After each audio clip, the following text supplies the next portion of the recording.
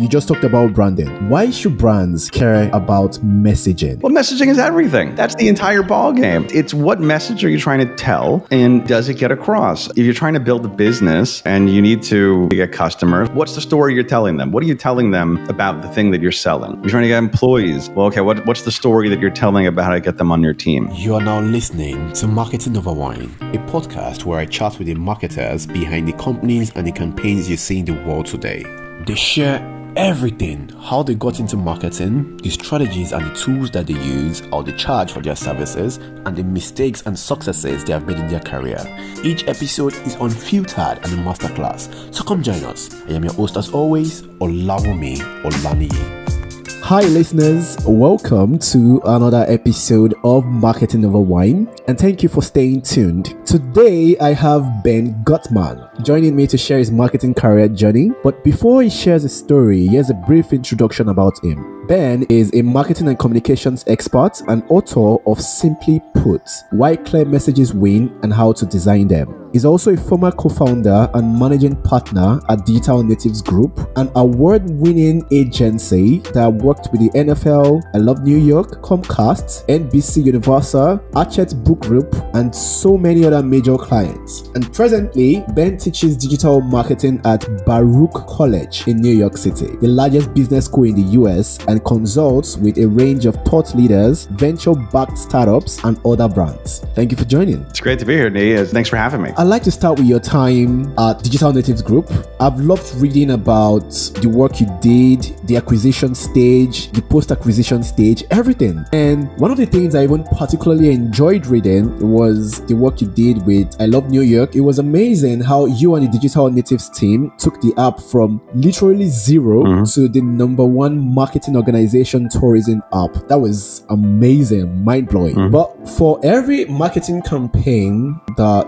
you did during your time at Digital Natives Group, what was your creative thought process like? And can you shed more light on the development and execution of the marketing communication strategy? Oh, absolutely. So yeah, as you mentioned, I ran a marketing agency called Digital Natives Group for 10 years. Yeah. I started it with a couple of friends in an old professor's basement. Yeah. An old professor ran a marketing agency. They needed some help with digital. We set up shop there. We drove my old car up there. We slapped our logo on the wall and we said we're in business basically. And so we worked with like the local ice cream shop, the local camera shop, the local businesses, and bit by bit we began to do slightly bigger work, and we got a couple lucky breaks, and we had this opportunity turn into that opportunity, and lo and behold, 10 years later we are working with the NFL and Comcast and I Love New York and some of those other great brands that you mentioned, and we had an office in Queens, we had a bunch of employees, and then we sold it.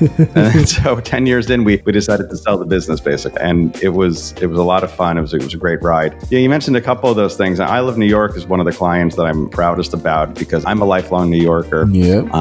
And I Love New York is actually for the whole state. It's not just for the city. Okay. So I grew up in one part of the state. I live in the city for a long time now. I have a house up in another part of the state. Family lives in another part of the state. And so I've really begun to fully appreciate the greatness of the state in the past few years working with them. But we were a full service digital marketing agency. We built that mobile app, and the idea was it was something that was designed to be the best in-market tool for travelers visiting New York State. Yeah, and you achieved that. Yeah, you really achieved that. Appreciate, yeah. And over the years, we try to keep it fresh and fun because a lot of the things with tourism apps or tourism websites is a lot of times they just say we're a big directory, right? Here's all the stuff. Go search for the stuff that you want. Yeah. Go find a hotel. Go find a museum. Go find a restaurant. And it's fine, but it doesn't really provide a lot of utility for most people. Sure. So what we decided was we said, okay, let's embrace the discovery component of this as much as we can. How do you find things to do? There were 11,000 items in their database. How do we figure out how to get people to do interesting stuff? And one of the tools that we built was inspired by Tinder. Okay. So, if you've ever used Tinder or Hinge or Bumble or whatever, you're kind of swiping, right? You say, I don't like this guy. I don't like that guy. I don't like this girl. I like this guy. And you go back and forth. And so we said, okay, let's do this. Let's use the same behavior for things to do in New York State. And if you said, hey, you know what? I really like the Baseball Hall of Fame and I really like, the Natural History Museum. Okay, well, we're going to build an algorithm that says you might actually go out and like this other museum. Yeah. You might like this other thing. You might like going to Yankee Stadium. And so we use that as a kind of a fun, novel way to take that same data set and begin to do interesting things with it. That was really smart, by the way. It was fun. I really enjoyed that base. And we didn't, do kind of like the data coding for all the attractions because that's a lot of stuff. Yeah. But we took a subset and we said, okay, this is the swiping experience of these few hundred things that are kind of related to each other. And so it's an interesting example of like you had a big resource in one ways, you didn't have a lot of resources in other ways. And how do you kind of thread the needle there to make something interesting? And I really enjoyed that. That's beautiful. Thank you for sharing. Thank you. Yeah. Now, we know that building an integrated marketing communication strategy means that all forms of content, whether you're referring to blog posts, whether it is social media accounts, whether it's advertising, promotions, every form of content should tell a cohesive message. What steps do you take to ensure consistent messaging and tone across different marketing channels? So I'm glad you mentioned that because one of the things that happens when you are a marketer, if you're in an agency or you're running a business, is that you think of those things often kind of separately. Yeah. You say, well, I'm writing a blog post today, or we have this agency that's doing video for this. So, somebody else is doing the packaging for us. Somebody else is doing the e-commerce transactional emails. Yeah. And on the inside, it feels like all those things are different. It feels like those are all different things, different channels. But as the customer, and we can see this in our own lives all the time, if you go and you buy a pair of shoes somewhere, it doesn't matter what channel you got it in. It's kind of all the same voice. Yeah. It's the same way that as a person, you don't really exist differently necessarily in email and in telephone and in social media. We see it on the receiving end as, oh, that's just Nike, right? Like it's just Nike and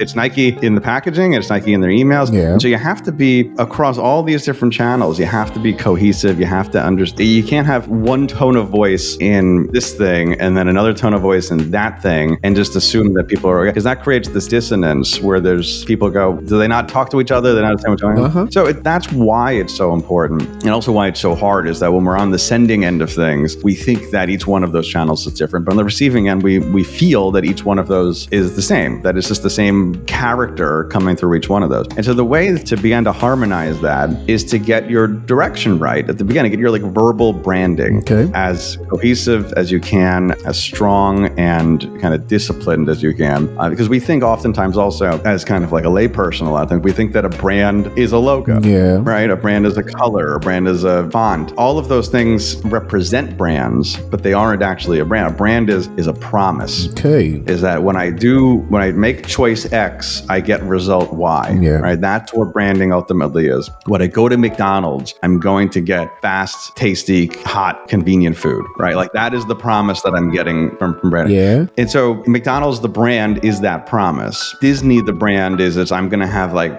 happy family entertainment, right? Like that's the promise there. Yeah. McDonald's brand is not the arches and the red and the yellow and Ronald McDonald. Disney's brand is not the script and Mickey Mouse and whatever. Those are representatives of the promise that you're getting. Yeah. And so if you can figure out what that promise is, what your like a brand essence is, your positioning, your arena, these kind of these words, that makes everything else easier. Because if you can get everybody together on your team and say, well, our brand stands for this. This is the promise. This is who it's for. This is what problem they have. And this is why we're the best at solving that problem. It's a positioning exercise.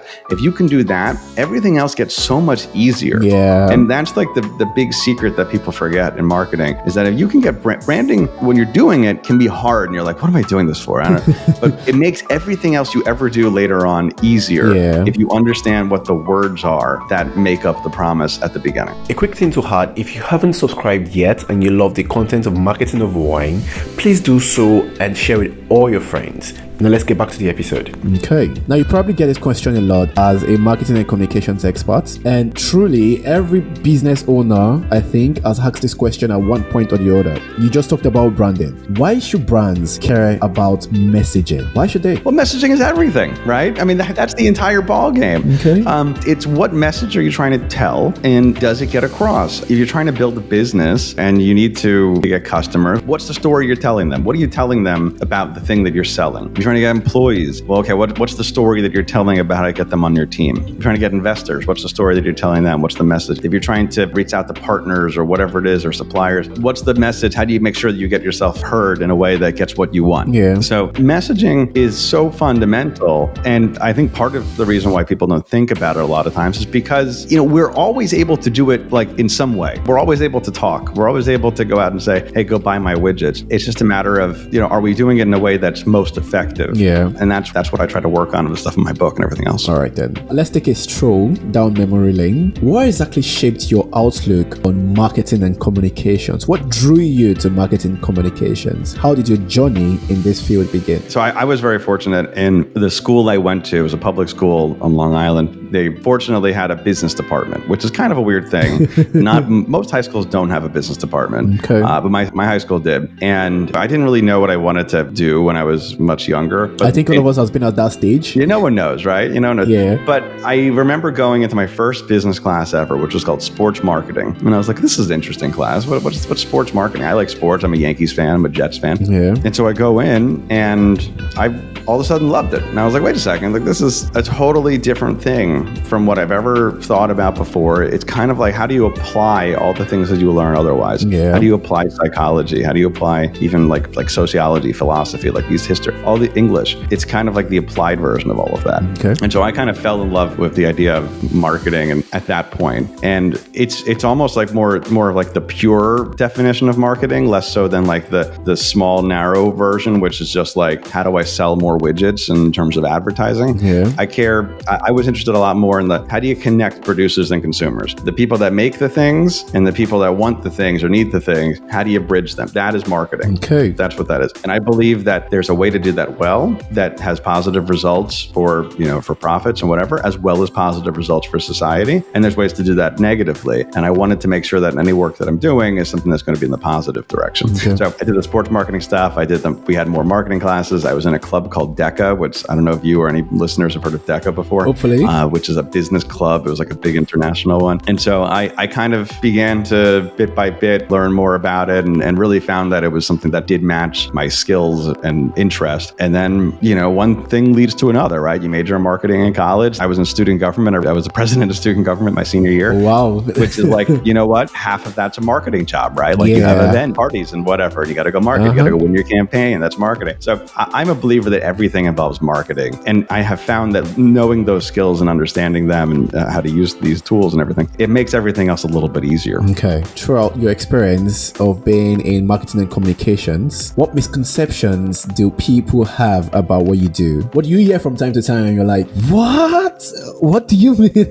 How is that what you do? How is that marketing and communications? What misconceptions about marketing? I think that the biggest misconception, and I think it's not so much really a misconception, as more of like, is that marketing can be evil.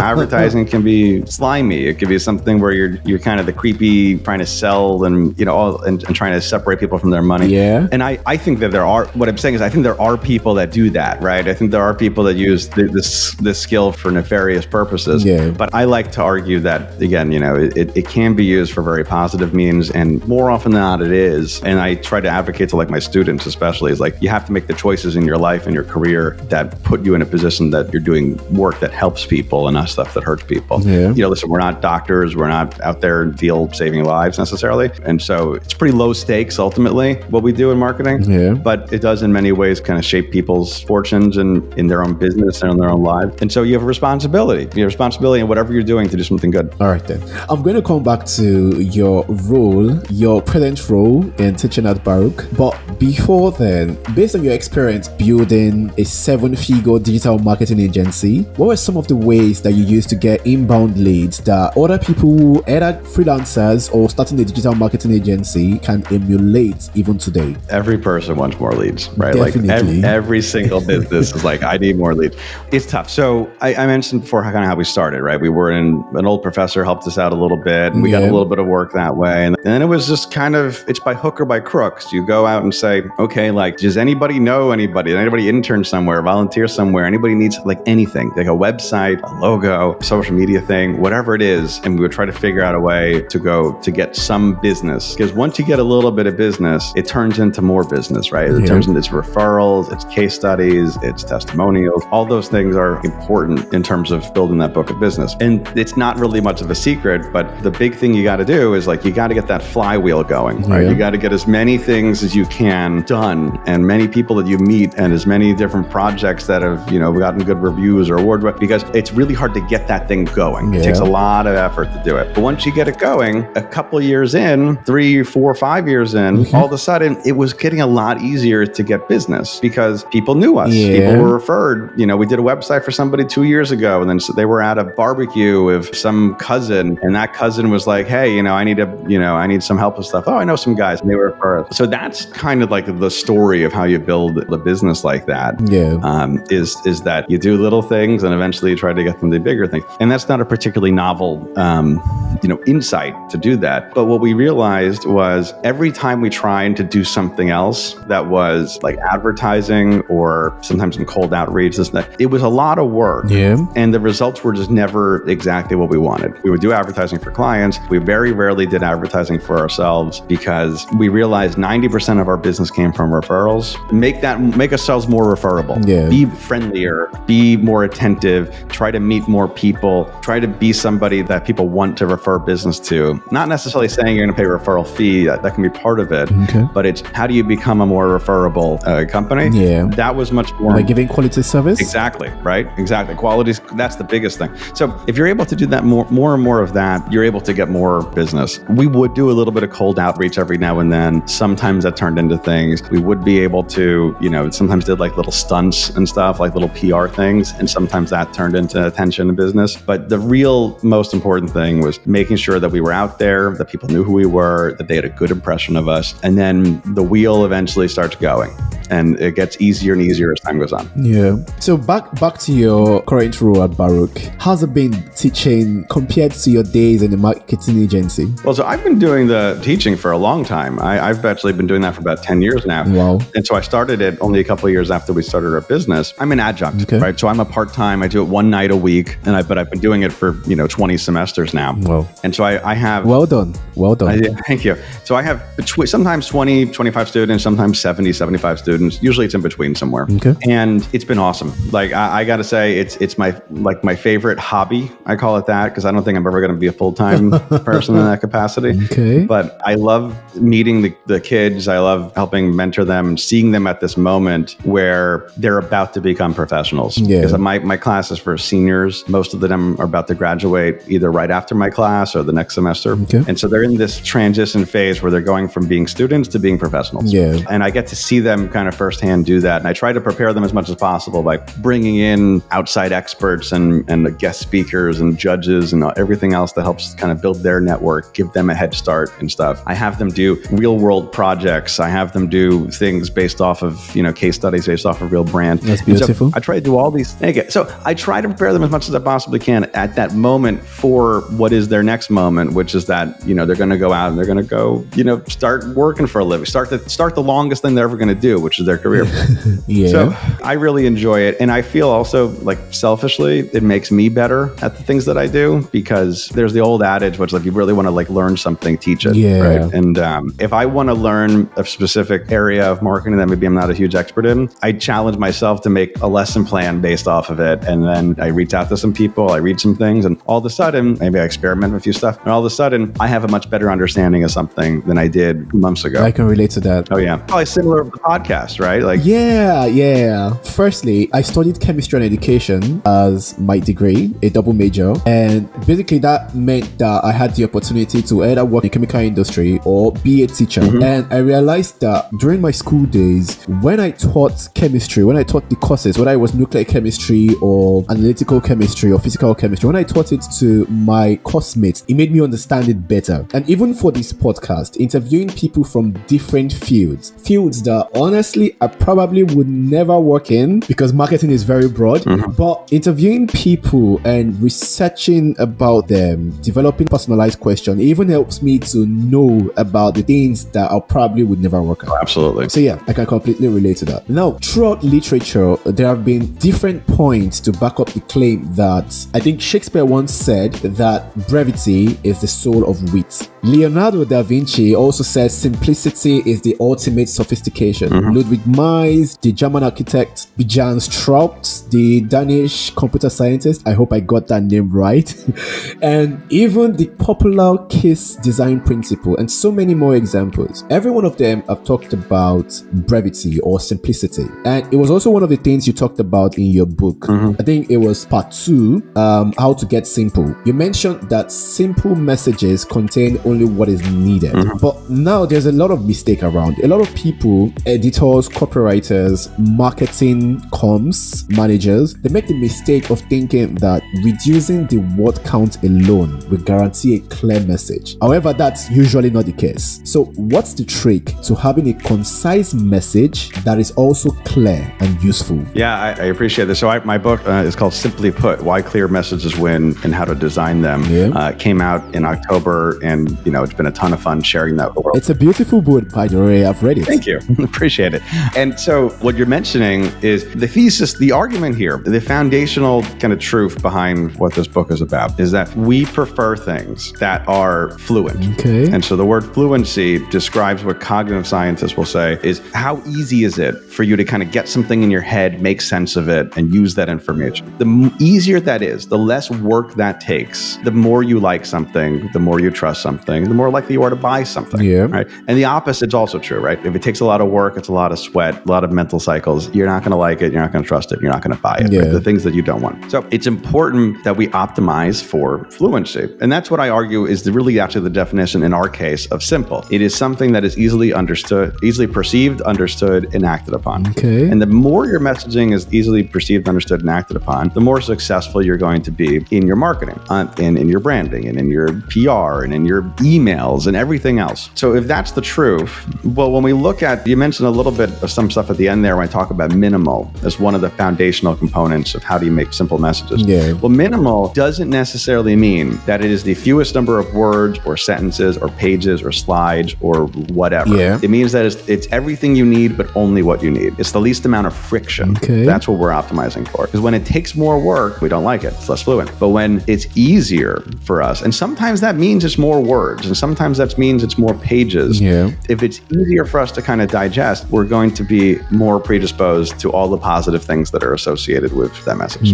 Thank you for sharing that. How do we set marketing communication priorities when we know that everything changes, and in the next 5 years or in the next 10 years from now, everything will most likely have changed already? So everything changes about social media, about our phones, about our devices. Twitter became X. Twitter became X. About how we consume media, about who's the biggest celebrity, about what brands are hot. All of those things change in 5 or 10 year cycles. But humans have basically been the same for about 250,000 years. We have the same wiring that we had eons ago. We didn't grow up as a species in an age of smartphones and push notifications. We grew up with, like the saber-toothed tiger wants to go eat us, right? Like that type of thing would happen. So if you understand the psychology, the sociology, the kind of cognitive science, behavioral economics, like that side of things, well, that stuff is pretty durable, right? That stuff doesn't change that much. And I actually often argue that if you want to read a really good marketing book, you probably don't want to spend too much time in the marketing section of the bookstore, even though my book is there.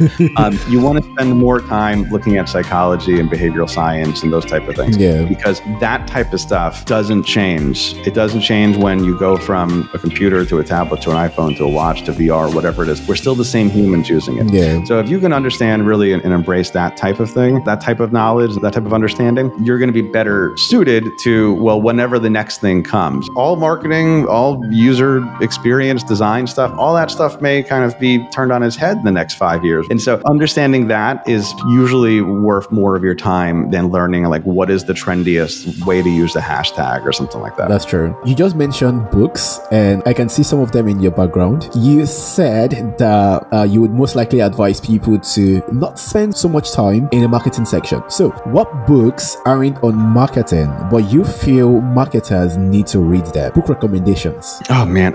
So this one is like marketing adjacent, but it's kind of what I based my book on as much as I could. It's called Influence by Robert Cialdini. Okay. And so it's largely about how to kind of defend yourself from persuasion and stuff, but it's a lot of behavioral science about, okay, how do we kind of react to things in the world? How are we kind of sometimes nudged into doing different things, buying things, donating things, voting for people, whatever it is. Influence by Robert Cialdini. It came out like 30 years ago. Excellent book. Everybody should read it. Another book in that same vein is, Thinking Fast and Slow by Danny Kahneman, right? Like in terms of, like Danny Kahneman, Amos Tversky, his old partner, were kind of foundational figures in this behavioral science, behavioral economics space. Okay. And a lot of their research, again, influences some of the stuff in my book, as well as, kind of all this understanding of human behavior. Okay. And every book on psychology also, or well, most books on psychology. Yeah. Go check out those things, right? And I have friends that have written great marketing books too, by all means. And there's some excellent ones out there. But I also try to argue, go read some good novels, right? Like understand how people work. Go read some good books about plants and space and history and all baseball. Like go read things that are completely irrelevant to what you think would be like work. And then you're going to be sitting there and you're going to be like, oh shit, I really didn't, I put this piece together. Yeah. One bit of insight that I quote a lot came from a biography from Jim Henson, right? Who was the guy that made the Muppets, like Kermit the Frog and stuff. Okay. And you talk about the back, I'll share it real quick, which is, you mentioned the background here. Well, we're in this age of like Zoom and podcasts and everything else. Well, if you look back 50 years ago, 60 years ago, when he was beginning his career with the Muppets and everything else, part of the reason he stood apart from everybody, his other contemporaries, was that he was doing his like puppet shows and he was doing them on TV, but he didn't care what it looked like in the studio. He didn't look at what it looked like in the studio. He always looked at the monitor. Okay. And this is, in the 50s and 60s, right? He always looked at the TV because there's 100 people in the studio, but there's 1 million people at home. And so it doesn't matter really what the people in the studio care. It matters what it looks like on TV. And so you mentioned having stuff kind of in the background. Perception is reality, right? Like the perception you're getting, it doesn't matter what's on this side of my monitor because you don't see that. You see what's over there. Yeah. And so that's an insight that I got from reading a book about the Muppets, right? That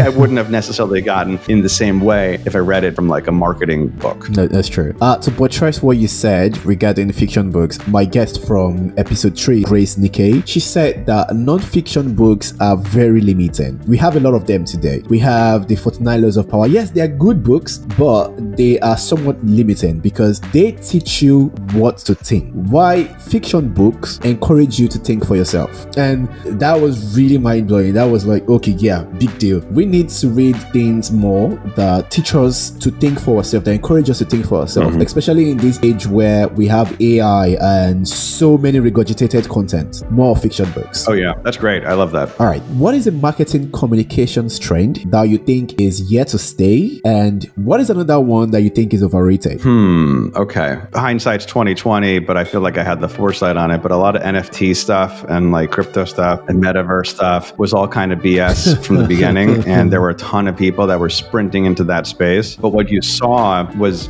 when people, especially the metaverse stuff, they were doing these things as a PR stunt, not an actual like investment in terms of they didn't, when a company would go out and be like, hey, we have a metaverse location now or showroom. Yeah. Well, they did that just because they wanted the press release for it, not because they actually believe that the metaverse was going to be a real source of business for them, right? So that one now in 2024, a year and a half since kind of like the peak of that mania, that's something that definitely something that was overhyped. Okay. Going forward, what's going to be overhyped? Let's see. I think a lot about TikTok and Reels and YouTube Shorts, and this is from a more tactical sense. And I think that they're classified as social media, these things, but I think they're fundamentally different than social media. Okay. Whereas if you are on Facebook or Instagram, it's mostly people that you know in real life, and it's mostly an interactive platform. And Twitter too, even right before was you would go and I'd be friends with somebody, and they would post a photo, and I could like it or comment on it, and then I could message them back and forth. And everybody kind of posted stuff. Yeah. Everybody would kind of create in some way, right? They could post a status, they could post a photo, they could check into a location. The bar was really low for getting into that, the stream of creation. everybody feels okay liking something. Most people feel okay commenting on something. Slightly fewer people would post a text update or share something. Slightly fewer people will post a photo. But still, like, that's all up there, and like the 90% of people feel okay posting a photo, right? Okay. Posting a video and creating a video is much more intensive of an ask, and it's gotten a lot easier, and it gets easier every single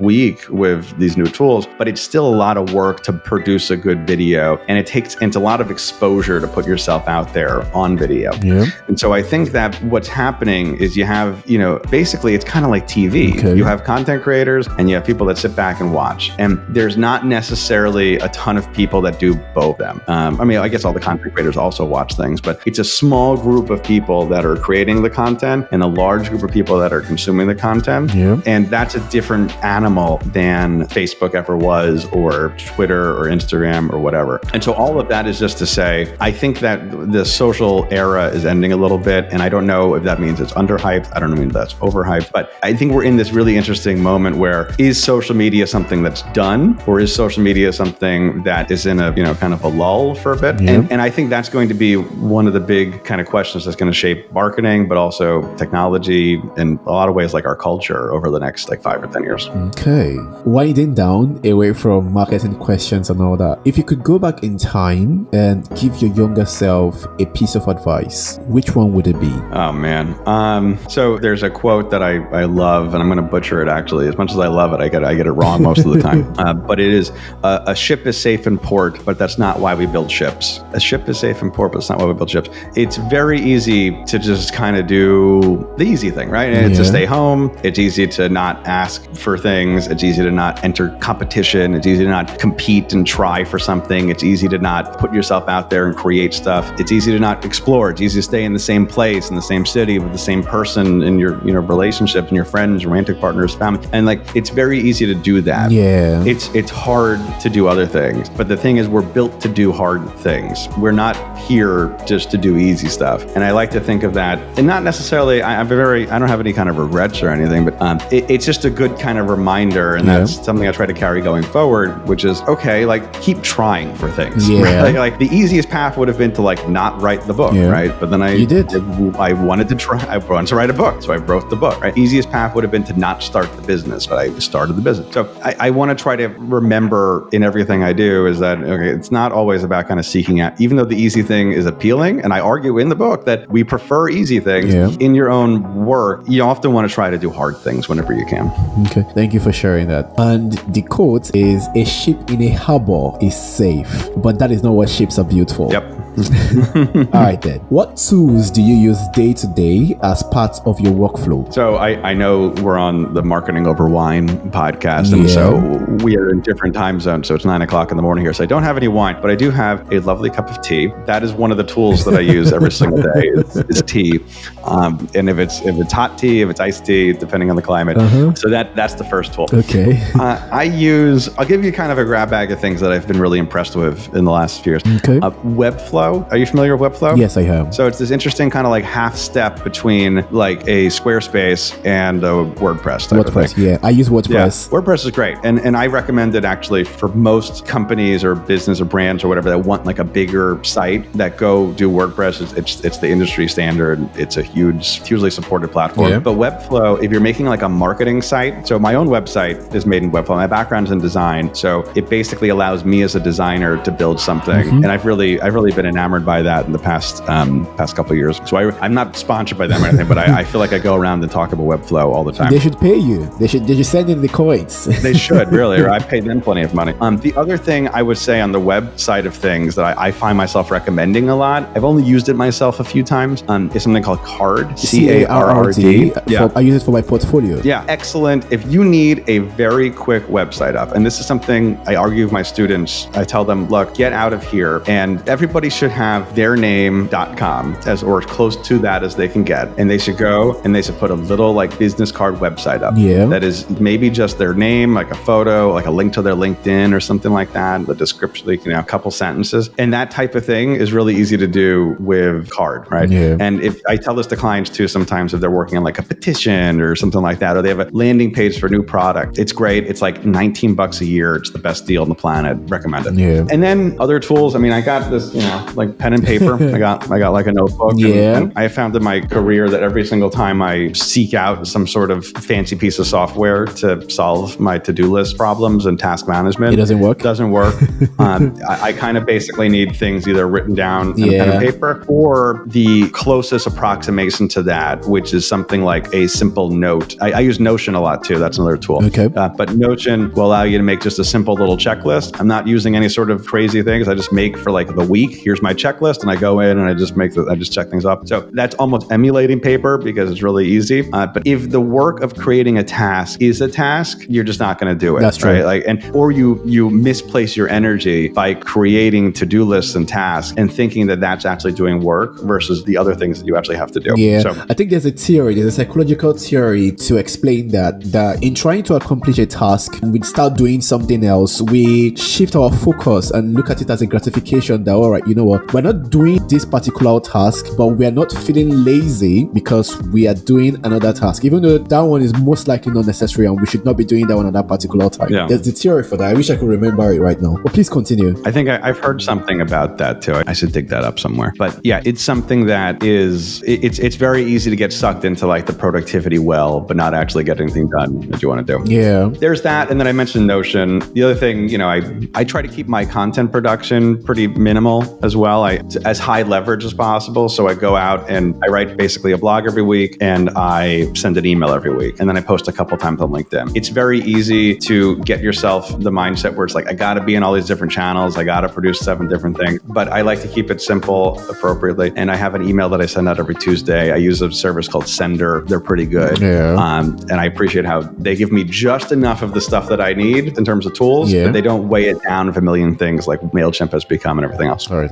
Before we started this recording, before we started this podcast, you mentioned that you drink a lot of wine. You drink wine. What kind of wine exactly do you like? What kind of wine do I like? I had a good Beaujolais not too long ago. That was pretty good. Okay. That's a French wine that I have. I like a lot of Spanish wine. We worked with wines from Spain for years on different projects, and I became a big fan of Garnacha and Tempranillo and all the great stuff that they do. And if you could have a glass of wine with any marketing professional, past or present, who would it be and why? Who would it be and why? I try not to do any sort of kind of like hero worship or anything, but I would say that the first person that comes to mind is, and because it's unattainable, is David Ogilvy, who he's been gone for quite a number of years. But I think he's the first. I still have his book over there, Ogilvy and Advertising. I still recommend that to folks as like a good primer on the industry and on consumer behavior. Yeah. Because I often argue, if something is 20 years old, 50 years old, 100 years old, whatever it is, and it's still applicable, then you should still listen. Then you should listen to it, right? Like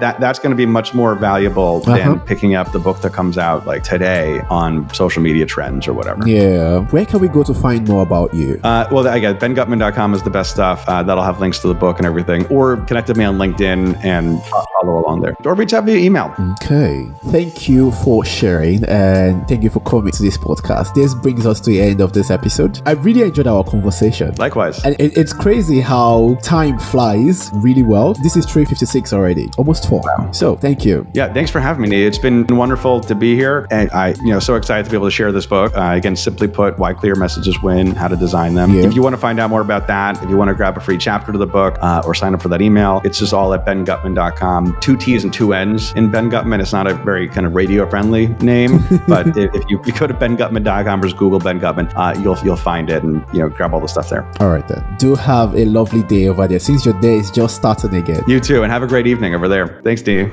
Thanks for joining me on this episode of Marketing Over Wine. To listen to more career stories of marketing professionals around the world, subscribe on Spotify, Apple Podcasts, Google Podcasts, or any podcast app of your choice. Or simply visit marketingoverwine.com to stay up to date.